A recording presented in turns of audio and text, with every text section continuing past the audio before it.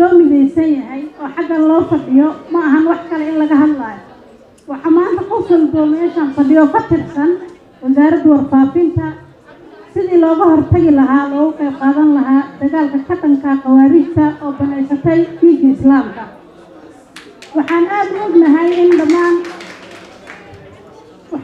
ognahay dhammaan khawaarijta qof yar qof weyn ciday dhaafayaan ma laha haddaa gadaal isku dhigtid iyo haddaa soo hormartidba kii dhimatay aa tahay xaggooda dhimashaa ugu safgaraysantihiin dhammaantiina ama iska laaluusha ama yaan iska laaluushi shabaab xaggeeda naxariis ma jirto nin qoyanna biisa ma dhowro marka reer warfaafin haddaan nahay annaga awalba dagaalku waa ku jirnay haddana maadaama annaga nahay qaybihii kala duwan ee wasaaradda ay ka kooban tahay dhinaca dhaqanka iyo dalxiiska keliya maahan dalxiisi dhaqan inaan ka shaqaynayno annaga amnigii dalka wax walbo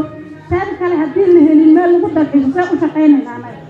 waa in shabaab laga saaraa meelaha ugu quruxda badan ee dalkeena ay ka joogaan saa annaga u helno dalxiis aad u fiican oo maskaxdeena ay ku jirto adduuweynaha maanta googlaha haddii la galo Soomaaliya wax u soo baxay waa ogtihiin qaraxiyo balaayo annaga wadanka saa u qurux badan aan qabno